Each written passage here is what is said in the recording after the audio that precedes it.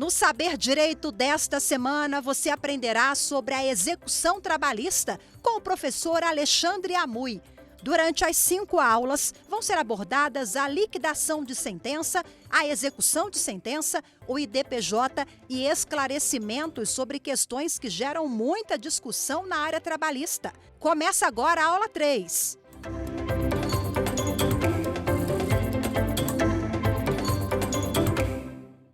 Olá pessoal, um bom dia, boa tarde, boa noite. Eu sou o professor Alexandre Amui e estarei com vocês agora no nosso terceiro bloco aqui do Saber Direito, falando sobre a execução do processo de trabalho, construindo o passo a passo dela, conforme nós já fizemos nos blocos anteriores e faremos nos blocos vindouros. Quando nós falamos em execução, e eu já tratei disso lá no primeiro bloco, nós precisamos lembrar que ela se inicia a partir da liquidação daquela sentença, transitada em julgado, execução definitiva, ou não transitada em julgado, execução provisória. Além da possibilidade de execução dentro do processo de trabalho em relação a outras questões, como, por exemplo, a execução do acordo homologado junto ao Ministério Público do Trabalho, né? Aquele termo de ajustamento de conduta ou acordo entabulado nas comissões de conciliação prévia. Então, tem essas hipóteses. Liquidei o crédito, apurei o valor devido, certo? As partes serão intimadas, deverão ser intimadas para que, caso queiram, ofereçam sua impugnação à conta de liquidação no prazo comum de 8 dias úteis.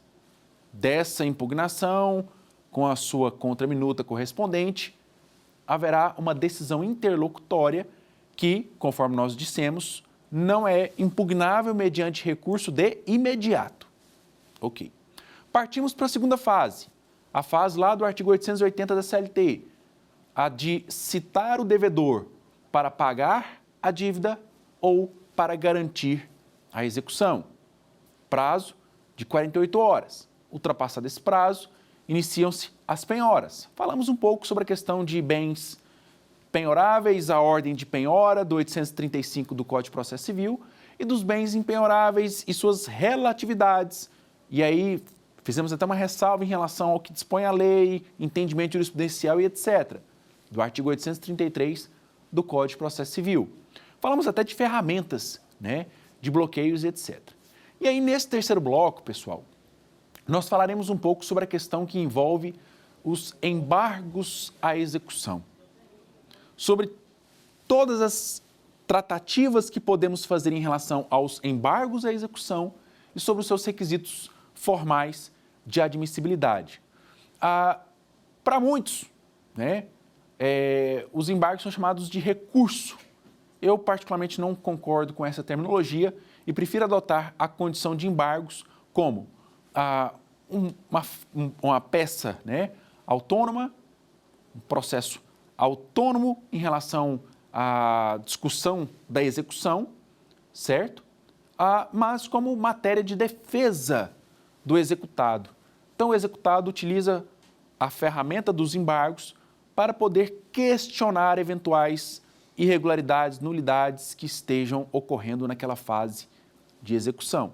Então, a busca principal dela é evitar prejuízos ao devedor, senão aqueles que já reconhecidos e transitados em julgado, certo? Ok. Quando nós falamos em embargos à execução, eu preciso alertar-lhes em relação a alguns fatores determinantes. Primeiro fator, nós vimos na aula 2 a questão de que as entidades filantrópicas hoje, elas não precisam garantir a execução para opor embargos à execução. Ou seja, se eu tenho uma execução de 20 mil reais e eu conseguir penhorar apenas 5 mil, isso não muda nada se for uma entidade filantrópica, porque para ela o prazo de embargos independe da garantia da execução. Perfeito. Para os demais devedores, os embargos à execução só serão admitidos, só terão admissibilidade reconhecida quando forem opostos no prazo de até 5 dias da garantia integral da execução ou da penhora integral dos valores devidos a título de execução. Então, resumindo, garantia e execução. Paguei, fiz o depósito judicial, indiquei bens à penhora, seguro, garantia ou fiança bancária. Garantia e execução. Quando eu falo garantia e execução, para você que faz concurso público, para você que faz prova do OAB, lembre-se, garantir a integralidade da execução. Garantia da integralidade da execução inicia o prazo de 5 dias para a oposição dos embargos à execução. Então, eu não quero que você cometa esse erro, nem na prática, na condição de advogado, nem na teoria, quando você for realizar a eventual prova aí de OAB ou de concurso público. Fique atento a esse detalhe. Eu lembro de uma questão interessantíssima que caiu na segunda fase da OAB de Direito do Trabalho, que ela falava justamente esse item da execução, que havia uma execução de R$10 mil e que foram penhorados valores nas contas do executado no total de R$9 mil. E aí a questão indagava mais ou menos sobre a questão do início do prazo dos embargos à execução.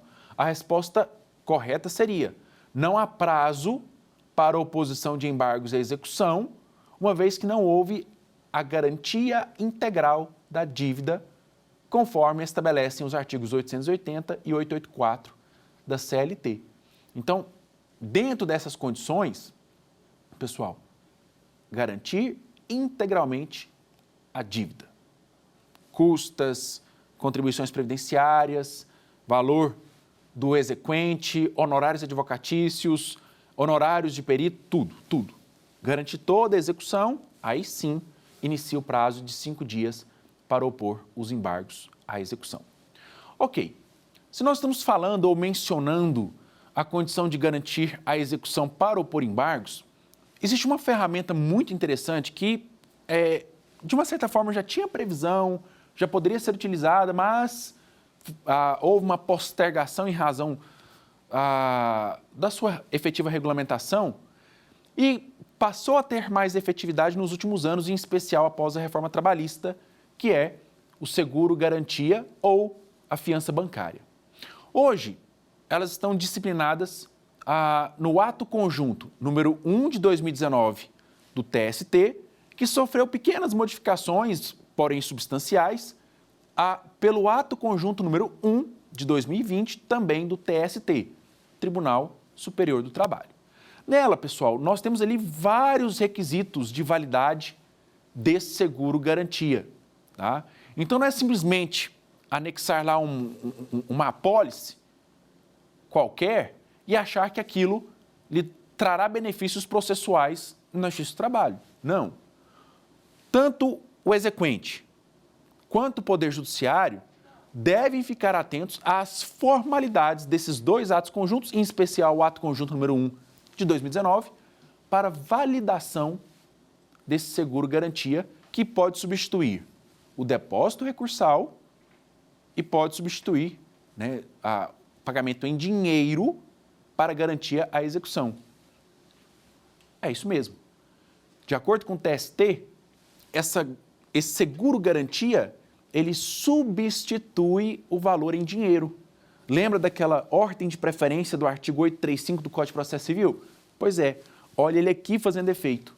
O TST entende que ela equipara-se a pagamento em dinheiro, de modo que, apresentado nos termos legais, terá validade para fins de depósito recursal, para fins de garantia à execução. Amui, mas como assim substitui o depósito recursal? No processo de trabalho, alguns recursos dependem de pagamento de custas, para quem não é isento, e realização de depósito recursal. Alguns estão desobrigados desse depósito recursal, outros pagam o depósito recursal na sua íntegra e outros pagam o depósito recursal pela metade. Ok, não é conteúdo nosso, então deixamos para um outro momento. Mas dê uma lida no artigo 899 da CLT. Sempre bom ler esse artigo, em especial ali os parágrafos 8, 9, 10, ok? Beleza. Esse ato conjunto número 1, minha querida, meu querido, fala o seguinte, olha, a apólice, para que ela tenha validade, ela deve contemplar o valor total da execução. Então, se a execução é de 500 mil, tem que ser um seguro que corresponde a 500 mil, já com juros, correção monetária, mais 30%. Primeiro detalhe. Segundo detalhe, essa apólice, ela precisa ter validade mínima de 3 anos e deve ser apresentado com a apólice a cláusula de renovação automática. Porque senão o processo demora 4 anos, perdeu a validade, de que garantiu, ou qual foi a valia daquele seguro-garantia? Nenhum. Então fiquem atentos. Prazo mínimo de 3 anos, com cláusula obrigatória de renovação automática. Então, o fato do processo demorar não irá prejudicar o recebimento daquele seguro-garantia apresentado com vinculação ao banco. Beleza? Beleza. Terceiro passo, é sempre importante você exequente, você executado, em especial o executado, para não correr o risco de prejuízos por conta disso, observar os requisitos desse seguro-garantia em relação à sua apresentação. São vários, dentre esses que eu já falei. Agora, existe também a obrigatoriedade de você comprovar, junto com a anexação da apólice, a qualificação, o enquadramento daquela seguradora junto à SUSEP para validar aquela apólice. E é o que muitos executados têm esquecido de apresentar. Juntam a apólice e não comprovam a certificação daquela seguradora junto à SUSEP. E aí, o ato conjunto número 1 de 2019 considera que, nesse caso, esse seguro não é admitido e aí ele não tem eficácia nem de depósito recursal, nem de garantia da execução, certo? Agora, você, exequente, também deve ficar atento a esse seguro-garantia antes da fase de execução. Recentemente, nós tivemos um caso em que a empresa veio, anexou lá a apólice, né?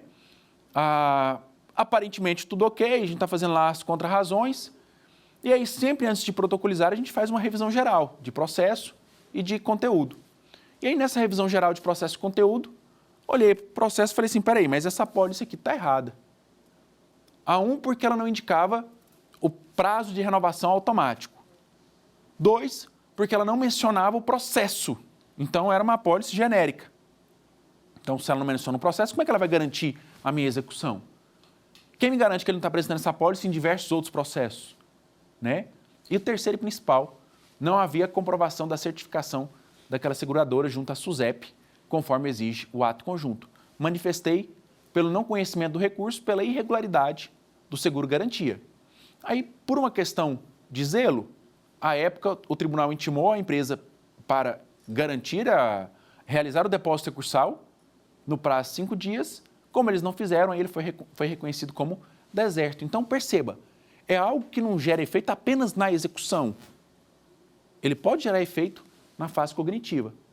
Na execução, a minha atenção é em relação à garantia. Juntei a apólice, está tudo bonitinho, conforme ato conjunto número 1 de 2019, beleza, inicia o meu prazo de 5 dias para a apresentação dos embargos à execução. Ok. Amui, o que eu posso discutir nesses embargos à execução? A discussão dos embargos à execução, ela se restringe às questões de legalidade, nulidades, prescrição, excesso à execução, conforme prevê o artigo 884 da CLT. E eu sempre gosto de me valer também do artigo 525 do Código de Processo Civil. Por quê? Porque ele traz lá, de maneira mais detalhada, né, essas hipóteses de oposição dos embargos à execução. O que eu não posso? Rediscutir mérito. O mérito já foi discutido, já houve trânsito em julgado, já era. Aqui eu vou apresentar, olha, excelência, há uma questão de nulidade, não houve citação da parte. Eu estou tentando mostrar isso há tempos, está errado. Lembrando que no processo do trabalho, só fazendo um ganchozinho, tá?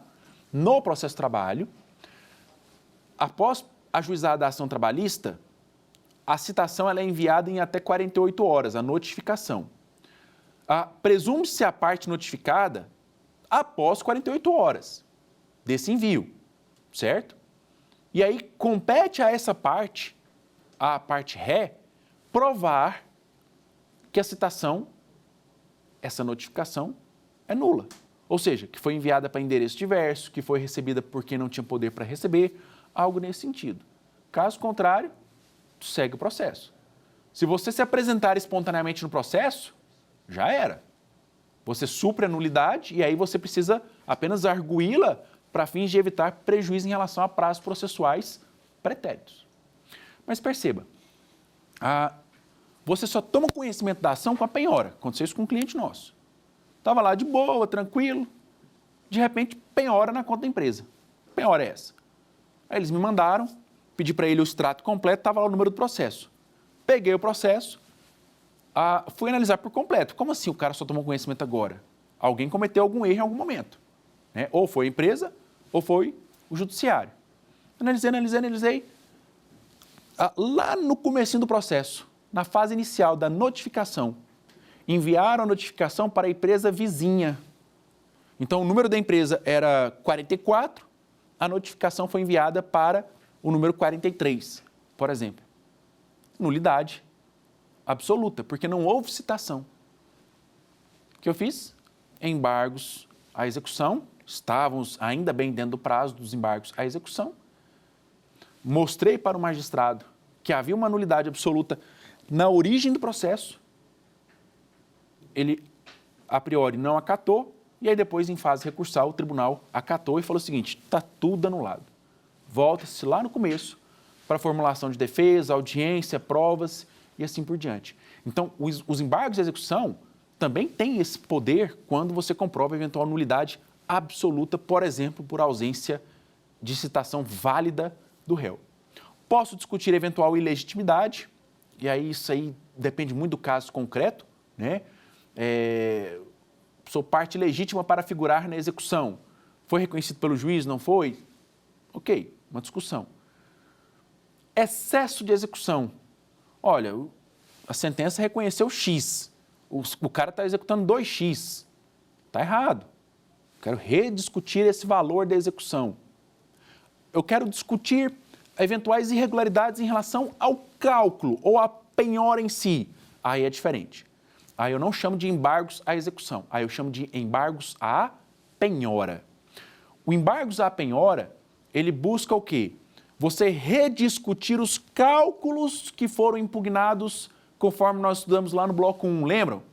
Então, lá no bloco 1 eu comentei. A impugnação à conta de liquidação, se não for feita, preclui em relação ao direito de discutir os valores da conta de liquidação. Perfeito. Se você lá atrás não impugnou, já era. Agora, lá atrás eu impugnei, o juiz proferiu uma decisão, homologou os cálculos com o qual eu não concordo. E agora? Agora, nos embargos à penhora, eu vou impugnar novamente a conta de liquidação. Mesmo que seja para repetir os argumentos, mas você demonstrará para o juiz: olha, eu continuo sem concordar com a conclusão da homologação dos cálculos. É uma hipótese, certo? Agora, Amui, e como que fica o exequente? Como que fica a parte credora? Quando ela é prejudicada em relação aos cálculos lá atrás? Minha querida, meu querido, a mesma coisa. No que se refere à parte conceitual. Lá atrás, na fase de liquidação, o juiz intima as partes para, caso queiram, impugnar a conta de liquidação. Ok? Ok. Se o exequente, em regra o trabalhador, tá? Nem sempre, mas em regra o trabalhador, não concorda com o cálculo, ele apresenta lá atrás uma impugnação à conta de liquidação. Ok, beleza. O juiz profere uma decisão e homologa aquela conta de liquidação. Você, exequente, não concorda com a decisão. Fala, pô, mas o cálculo está errado, isso aqui está errado. Como é que pode isso? Calma, respira, puxa um ar. Por quê? Porque agora eu vou respeitar a fase do processo, que é a de garantia da execução, penhora, tal. E aí, apenas após a garantia integral da execução, se não for entidade filantrópica, é que eu, exequente, terei novamente a chance de me manifestar. E que chance é essa? É a chance de apresentar a impugnação aos cálculos. Chamo de embargos? Não, porque o artigo 884 da CLT fala que, após garantida a execução, caberá no prazo de 5 dias a apresentação de embargos à execução e, em igual prazo, para o exequente, a impugnação. Ou seja, o exequente, o credor, ele discutirá as questões atinentes ao cálculo que anteriormente foi homologado. Não concordo com o índice de correção, o cálculo não respeitou o comando sentencial mandou fazer A e fez B, certo? Deixou de calcular tal parcela, eu perdi na sentença, mas ganhei no tribunal, sei lá. O exequente apresenta a sua impugnação para tentar rever o valor daqueles cálculos, certo? Amui, mas eu não poderia apresentar embargos? Olha, meu querido, minha querida, questão, na minha opinião, conceitual, quando você fala em embargo, você fala em parar, em impedir, em evitar, né? Se eu falo embargo à execução, eu quero parar a execução, eu quero impedir a execução. Eu quero evitar que aquela execução tenha prosseguimento. Esse não é o intuito do exequente. O exequente não tem interesse que a execução pare. Ele tem interesse que a execução continue. Inclusive, interesse que a execução continue e haja eventual correção de valores para mais, por exemplo. Certo? Então, este exequente, ele apresenta impugnação. Ok? Tranquilo? Então, apenas para formalizar, para que vocês entendam isso na hora de uma prova de concurso, prova da OAB e na advocacia. Garantida integralmente a execução, com pagamento, nomeação de bens à penhora, seguro garantia, fiança bancária. A parte terá o prazo de 5 dias úteis para apresentar embargos à execução ou embargos de penhora e, em igual prazo, 5 dias úteis, o credor, o exequente, apresentar a sua impugnação à conta de liquidação. Beleza? Então, agora ele apresenta nova impugnação. O grande detalhe, pessoal, e principal detalhe é, não há na lei uma obrigatoriedade de intimação. Há uma ausência de informação no que se refere a esse item. Então, o que tem sido interpretado já há muitos anos? Garantida a execução, já começa a contar o prazo de 5 dias para os embargos. Garantida a execução, já começa a contar o prazo de 5 dias para a apresentação de impugnação. O grande detalhe é quando ocorre o bloqueio de valores. Por quê? Porque quando nós temos o bloqueio de valores, um Bacenjude, um Cisbajude, o que acontece? Aquele valor bloqueado fica no banco. Então, o juiz convalida aquele bloqueio em penhora. Então, ele transforma aquele bloqueio em penhora e, a partir desse momento, é que começa a contar o prazo para a oposição de embargos à execução ou de penhora ou impugnação aos cálculos, certo? Obviamente que não resulta em prática, até porque a lei não prevê expressamente sobre isso, a apresentação antes do prazo, tá? Isso, ok. O grande detalhe é, em tese, o prazo só se inicia após a convolução do bloqueio de valores em penhora. Aí sim, começa o prazo. Isso é importante, muito importante para quem? Para o devedor. Porque eu já vi casos, e mais casos, tem muita jurisprudência sobre isso, do devedor, que ficou esperando o bloqueio de valores ser convalidado em penhora, para somente após essa convalidação opor embargos à execução, o que é o correto. Só que ele se depara com uma decisão que não conhece dos seus embargos à execução porque intempestivos. já que se passaram mais de 5 dias após o bloqueio dos valores. Então, lembra dessa aula. Aconteceu isso com você? Recorre. Opa, peraí. Se houve bloqueio, tente fazer a convalidação em penhora e, após isso, é que realmente começa meu prazo, 5 dias para embargos à execução. Lembrando, não há qualquer necessidade de intimação para que você apresente os embargos ou a sua impugnação. E aí, pessoal, é importante nós lembrarmos também que o contraditório, ele, embora seja obrigatório nos termos da Constituição Federal, ele não será concedido quando o juiz perceber que aqueles embargos são protelatórios, impertinentes e não admiti-lo de imediato. Então, se ele já não admitirá os embargos, não há necessidade dele te intimar para apresentar as suas contrarrazões, certo? A sua contraminuta aos embargos à execução. E aí, por exequente, isso é ótimo, né? Porque a execução, ela acelera, a execução, ela tramita de maneira mais célere. Então, se o juiz verificar que aqueles embargos são impertinentes, são protelatórios, são abusivos, ele pode já não conhecê-lo de imediato e aí o processo segue o seu rumo normal. Ok? Tranquilo? Professor, embarguei. Apresentei uma questão de nulidade, apresentei uma questão de excesso à execução, discuti a questão da penhora, é um bem impenhorável, né? Imagina o seguinte, houve penhora do imóvel de família, embargos à penhora, bem impenhorável. Mas, e se eu for um terceiro, professor? Se eu for um terceiro, estou lá de boa, sentado na minha cama, tranquilo, e de repente olho meu celular, penhora, processo trabalhista. E aí ao analisar aquilo eu falo, mas espera aí, como assim penhora, processo trabalhista? Eu nem respondo a processo trabalhista. Aí você verifica o bloqueio na sua conta por conta de dívidas de terceiros. Seja lá por qual motivo for. Qual a sua saída? Embargos de terceiros. O terceiro, se ele realmente for terceiro, ele não apresenta embargos à execução, ele não apresenta embargos à penhora. Ele apresenta embargos de terceiros, em processo autônomo e apartado. Só que ele tramita em apenso, ele tramita em conjunto, para que eu possa decidir. É muito comum, certo?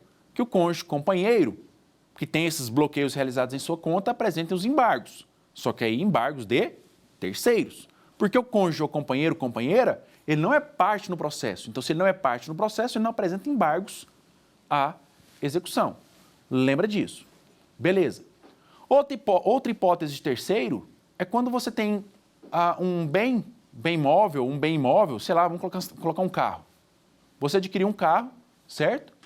E está lá feliz e contente com o seu carro, de repente aparece uma penhora. Porque você, infeliz, esqueceu de transferir o veículo na data da compra. Protelou, né? Coisa que quase ninguém faz, protelar. E aí aparece aquele bloqueio. O que você faz? Na condição de terceiro, você apresenta os embargos e fala, opa, esse carro é meu. Eu comprei antes do início da execução. Eu comprei antes de ter qualquer dívida nesse sentido. Aí compete ao credor alegar e comprovar eventual fraude à execução, certo? Aí é um outro detalhe, uma outra discussão. Mas aquele indivíduo, através dos embargos de terceiros, ele discutirá a legalidade daquela penhora. E ele tem que comprovar ser terceiro afetado de forma indevida. Se ele comprova a aquisição do veículo antes do processo, antes da execução, seja lá o que for, há chances de que ele consiga o desbloqueio e retire o seu veículo no processo de embargos de terceiros, certo? Professor, e se o terceiro for o sócio? Opa, o sócio não é terceiro, certo? Então, naquilo que envolver o sócio, nós falaremos nos blocos subsequentes, nós vamos discutir uma eventual defesa quando ele é inserido no processo de execução. Ok? Tranquilo? Beleza. Agora, quando você participa da execução trabalhista, quando você advoga na execução trabalhista, é muito comum você escutar do cliente, em especial o cliente, o devedor. Mas espera aí, eu tenho só 48 horas para pagar? De onde que eu vou tirar essa quantia em 48 horas? E não sei o quê, não sei o quê. Ok. A vontade é sempre te responder, mas se você fez errado, se você foi condenado e já tinha uma noção de valores, esse valor já era para ter sido separado. Se não foi, agora corra o risco das penhoras. E elas virão por todos os lados. Beleza. Aí é muito comum o devedor procurar o advogado e falar o seguinte, olha, devo não nego, mas pago apenas de forma parcelada. Faz sentido essa afirmação? Inclusive, essa semana, né, alguns dias atrás, recebi essa proposta, né, lá no escritório, da parte querendo parcelar a execução em 6 vezes, conforme determina o artigo 916 do Código de Processo Civil. Como que funciona? Você deposita 30% do valor total da execução e o restante você paga em 5 parcelas, né, totalizando 6 parcelas desse fracionamento. A última parcela, ela deverá ser corrigida com juros e correção monetária, a fim de evitar a perda de valores em razão desse parcelamento forçado. Não foi um acordo, você forçou aquele parcelamento lá na execução, ok? Conforme prevê o artigo 916 do Código de Processo Civil. A dúvida é, cabe isso no processo de trabalho? Essa ferramenta, ela é viável no processo de trabalho? Não. Não quando eu estou na fase de execução de sentença, seja a sentença definitiva ou a sentença provisória, certo? Então, se eu estou apresentando embargos à execução ou se eu estou discutindo a execução de uma sentença transitada em julgado, por exemplo, aplica-se o artigo 916 do Código de Processo Civil? Não. Por que não? Porque o próprio artigo 916, ele afirma lá no seu parágrafo 7º que não cabe esse parcelamento da execução forçada na fase de cumprimento de sentença. E aí o cumprimento de sentença com base nos artigos 523 e seguintes do Código de Processo Civil. Opa, então se não cabe o parcelamento no cumprimento de sentença, também não cabe o parcelamento na execução da sentença trabalhista. E esse tem sido o entendimento já majoritário da jurisprudência, TST e TRTs. Um caso ou outro ao deferimento do parcelamento forçado, certo? Agora, também existe um outro requisito. Mesmo que se admita esse parcelamento, ele só tem validade quando o exequente concorda com ele. Então, ele é forçado porque você quer forçar o parcelamento. 30% de entrada, mais 5 parcelas, sendo que a última é acrescida dos juros de correção monetária. Beleza. Entretanto, esse parcelamento depende do quê? Da concordância do exequente. Quando o exequente não concorda, não é possível dar prosseguimento ao parcelamento. Aí, obviamente, minha querida, meu querido, existem casos práticos diversos. Já vi casos do juiz ignorar isso, mandar e autorizar o parcelamento, certo? E aí o exequente come bolo, fica quieto e fica por isso mesmo. E já vi casos do juiz indeferir, mesmo com a concordância do exequente, falando, ó, por mais que o exequente tenha concordado, não há previsão legal para esse parcelamento. Então, há essa figura por todos os lados, isso depende muito do caso concreto. Belezinha? Tranquilo? Agora,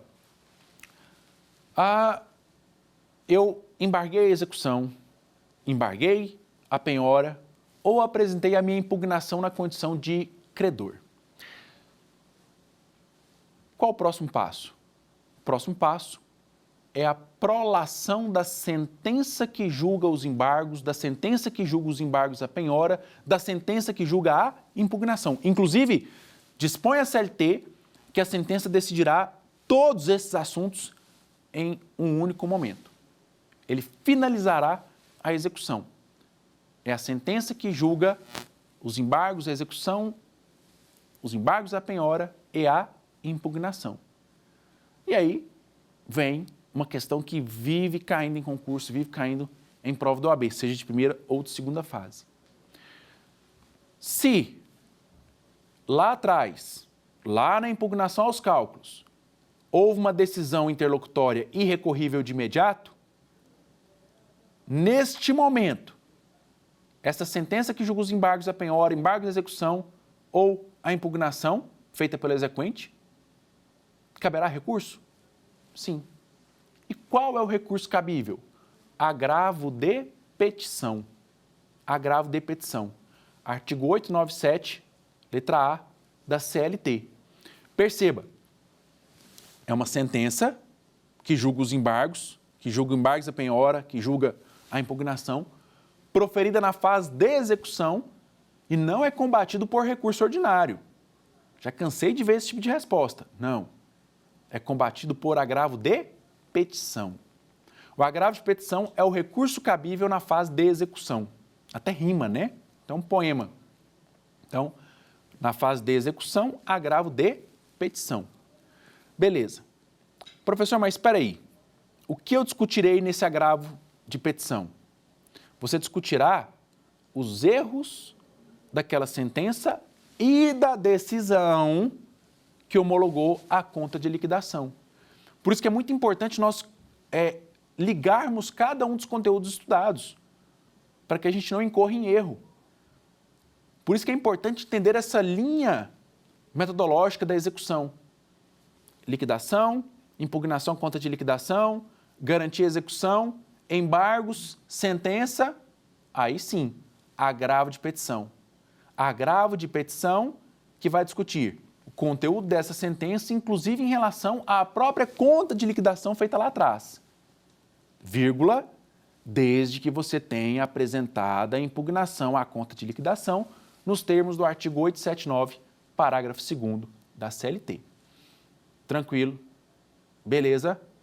Beleza. Muito fácil, né? Ok. Agora, quais são os detalhes do agravo de petição que é apresentado agora na fase de execução? 1. Nós vimos que não é cabível o agravo de petição contra a decisão que homologa a conta de liquidação, certo? Ele é cabível contra a sentença que julga os embargos e a impugnação, nos termos lá do artigo 884 da CLT.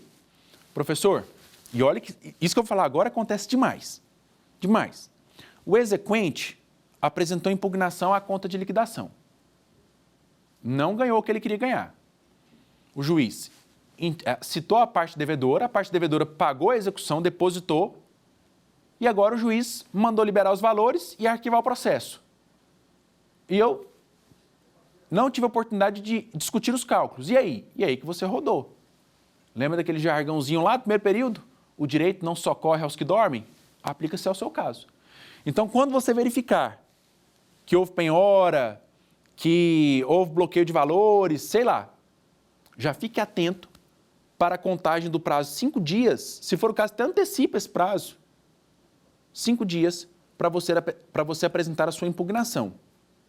Se você não apresentar a impugnação, ok, precluiu, e aí você não pode rediscutir essa matéria em agravo de petição. Por que não? Porque você perdeu o seu prazo.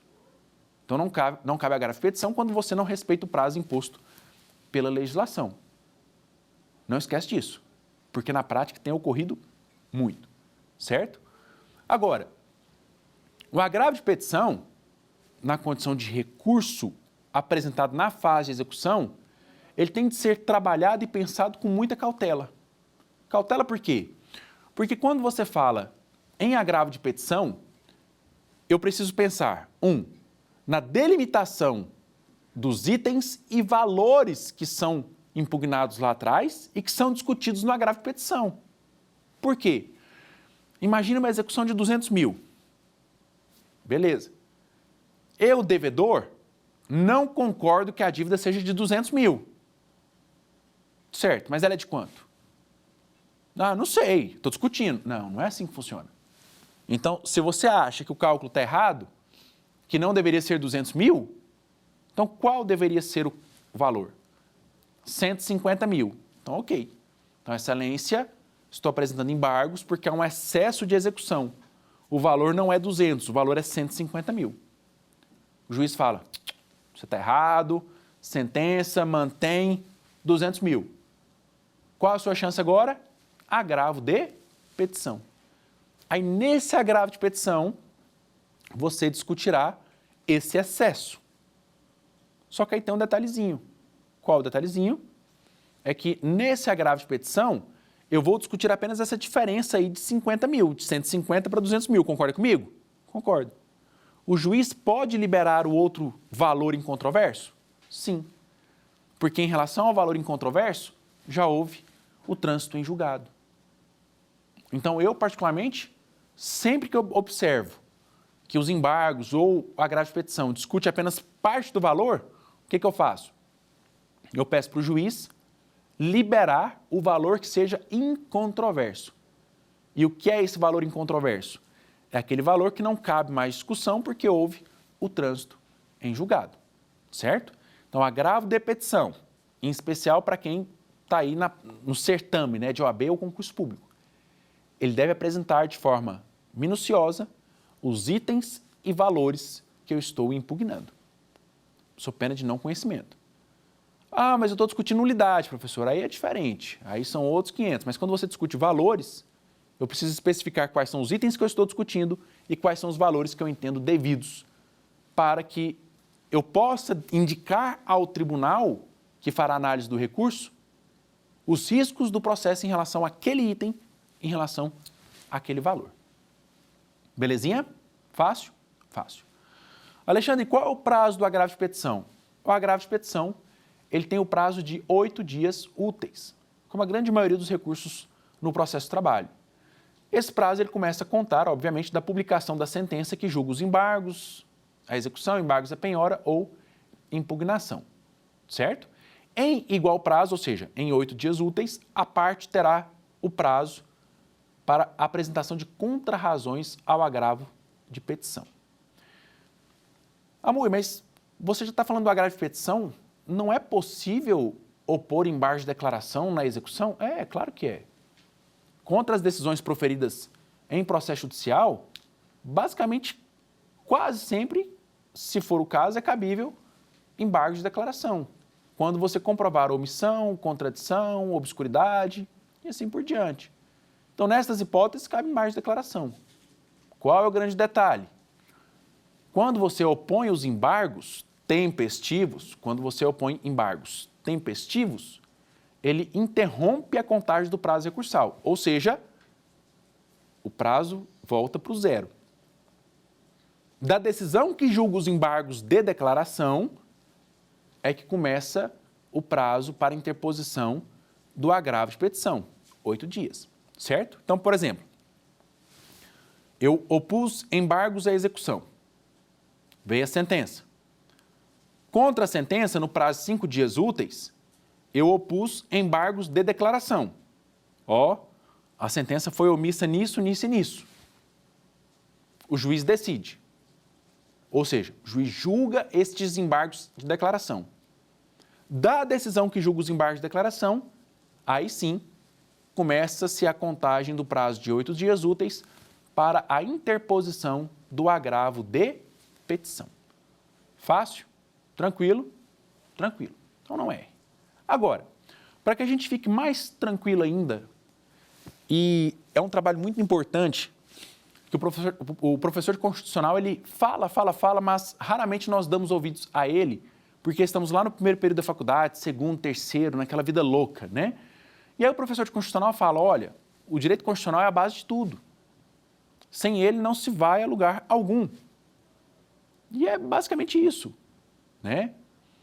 Cansamos de ver decisões já repetitivas, cansativas de tribunais sendo anuladas pelo STF num único julgamento. Vou dar um exemplo. Recentemente, o STF declarou inconstitucional a súmula 450 do TST, que falava, se as férias forem pagas fora do prazo, elas serão pagas em dobro.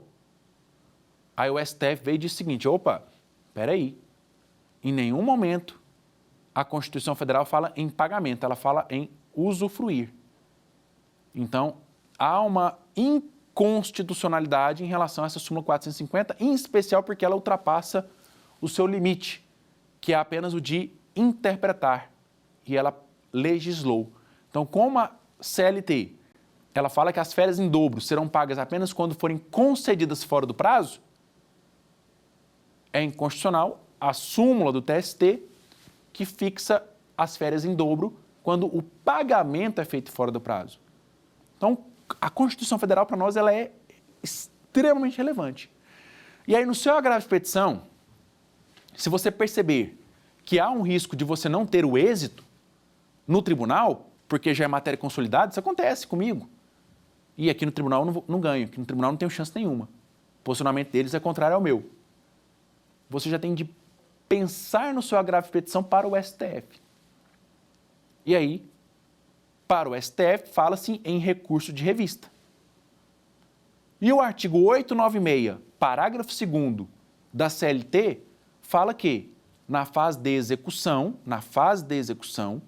o recurso de revista somente será admitido se houver ofensa direta e literal à Constituição Federal ou às questões que envolvem o Banco Nacional de Devedores Trabalhistas. Deixe isso de lado, certo? Então, perceba, só caberá recurso de revista na fase de execução quando houver ofensa direta e literal à Constituição Federal. E aí, minha querida, meu querido, se você fizer um agravo de petição, citando lá um artigo 5º, né? O artigo 5º salva todo mundo. De forma genérica, isso não é para questionar. Até porque o Supremo Tribunal Federal entende que não cabe a recurso lá para ele, STF, ou o próprio TST entende, aplicando esse posicionamento do TST, que se não houver ofensa direta e literal à Constituição, não é cabível o recurso. A ofensa difusa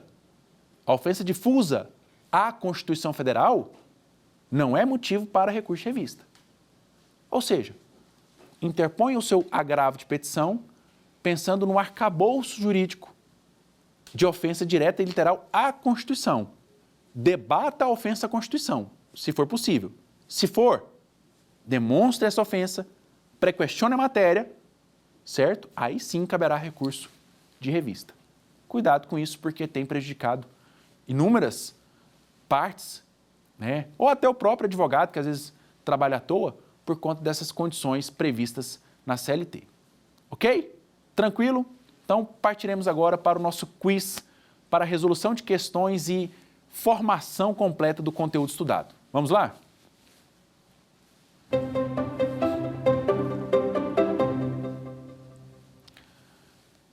Em processo trabalhista ajuizado pelo rito ordinário, julgados procedentes, os pedidos e transitado em julgado, iniciou-se a execução. Após a homologação dos cálculos, o magistrado determinou a citação do executado para pagamento nos termos da CLT, e este apresentou de forma tempestiva embargos à execução que foram julgados improcedentes.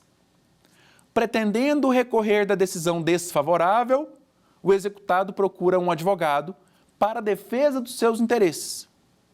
Pela análise da situação acima descrita, assinale a alternativa que corresponda corretamente ao recurso a ser interposto. Acabamos de falar sobre isso, né? Para vocês verem que o que é estudado é cobrado. O que está na lei tem caído nas provas. O gabarito. Eu acredito que você acertará. Joga aí na tela. Qual é o recurso cabível contra a decisão que julga os embargos à execução? Agravo de petição. Então, assim, até uma dica poética, negou o segmento, agravo de instrumento, na execução, agravo de petição. Lembra desse poeminha que te ajudará muito nas suas provas. Vamos lá, próxima questão.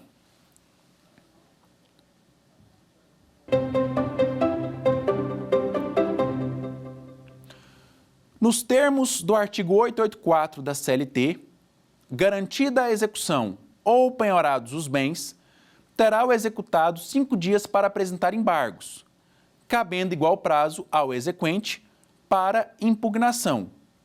Contudo, a lei dispensa a necessidade de garantia ou penhora na hipótese de... Nós comentamos sobre isso. Esse tipo de questão é aquela questão que às vezes o candidato está cansado, né? Uma das últimas questões da prova, ou está no meio da prova, você já está ali meio estressado e o candidato erra de bobeira. Por quê? Porque quando você estuda para concurso ou prova do OAB, é muito conteúdo, é muita matéria jogada na sua mente. E aí começa a gerar aquela confusão. Resultado, ele confunde garantia à penhora com depósito recursal. Aí ele fica, ixi, mas espera aí. E agora? É isento ou não é isento do depósito recursal? Mas este não foi o questionamento.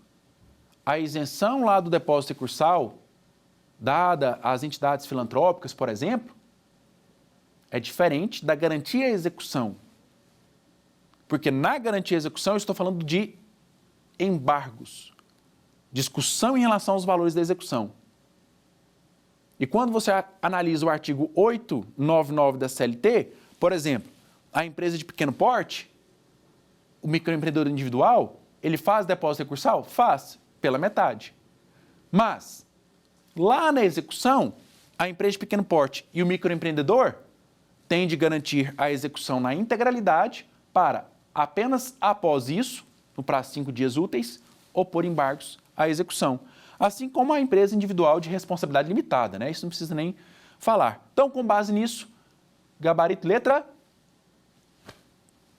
C. Quem não precisa garantir a execução para oposição de embargos? A entidade filantrópica. Percebam que tem caído muito, tá? Próxima questão.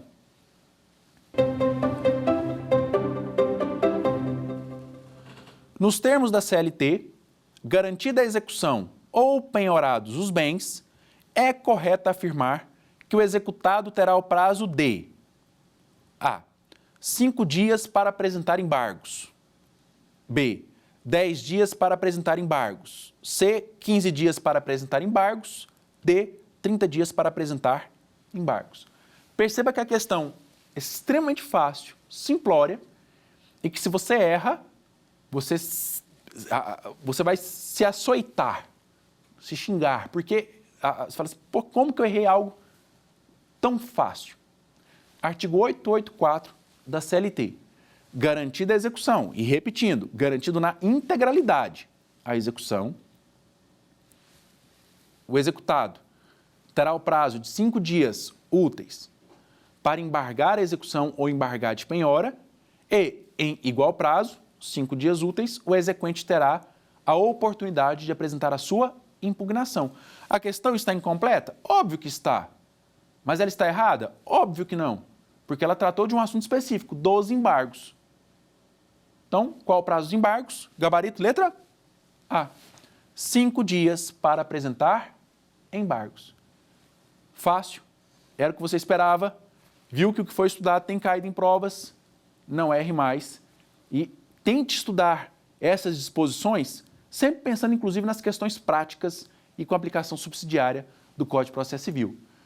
Pessoal, finalizamos aqui a fase de execução geral, generalista, vimos a liquidação, vimos as penhoras, vimos os embargos, recurso cabível, técnicas, quiz, e aí agora nós partiremos para outros detalhes da execução nos próximos blocos, ok? Então te aguardo lá, um beijo e um abraço.